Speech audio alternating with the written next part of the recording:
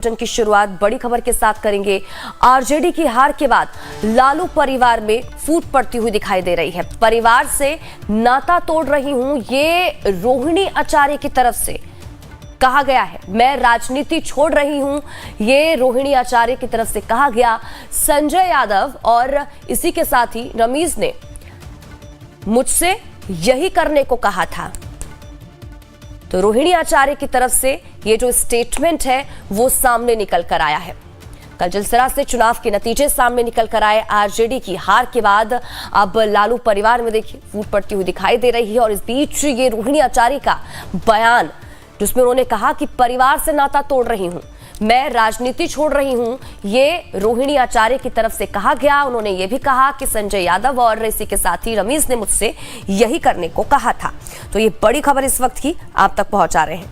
महत्वपूर्ण जानकारी देखिए, सोशल मीडिया पर पोस्ट करके रोहिणी आचार्य की तरफ से ये कहा गया। रोहिणी आचार्य ने लिखा कि मैं राजनीति छोड़ रही हूं और अपने परिवार से नाता तोड़ रही हूं। संजय यादव और रमीज ने मुझसे यही करने को कहा था और मैं सारा दोष अपने ऊपर ले रही हूं। रोहिणी आचार्य की तरफ से ये पोस्ट करके कहा गया है।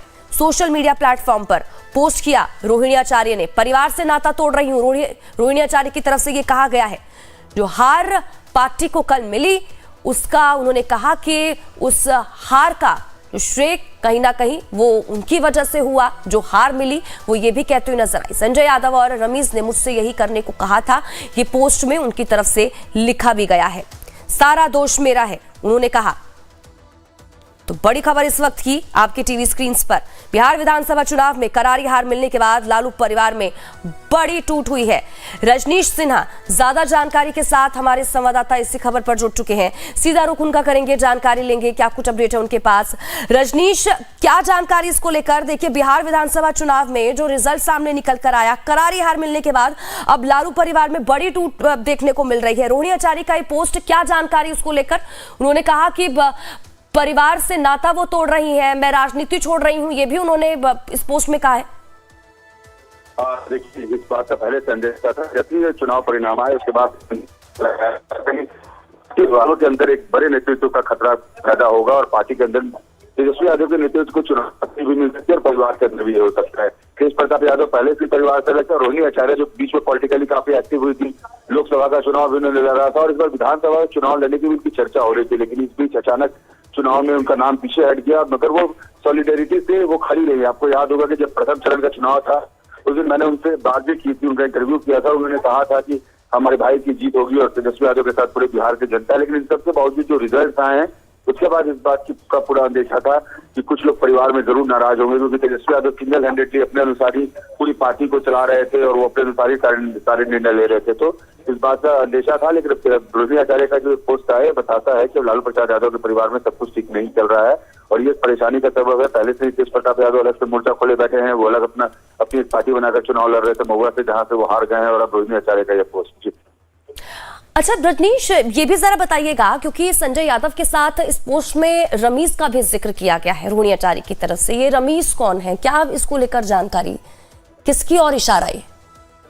जी देखिए, उनके परिवार के अंदर जो बिल्कुल कुछ करीबी लोग हैं तेजस्वी यादव के, ये कहा जाता है कि तेजस्वी यादव सलाह ज्यादातर उन्हीं से लेते हैं और उनकी बातों को मानते हैं और सुनते हैं। और इस बात को लेकर भी परिवार के अंदर परेशानी रही। आपको याद होगा कि तेज प्रताप यादव पहले भी इन बातों को लेकर इशारा करते रहे और कहते रहे कि परिवार के अंदर विभीषण है, परिवार को लोग बर्बाद कर रहे हैं, तेजस्वी को बर्बाद कर रहे हैं।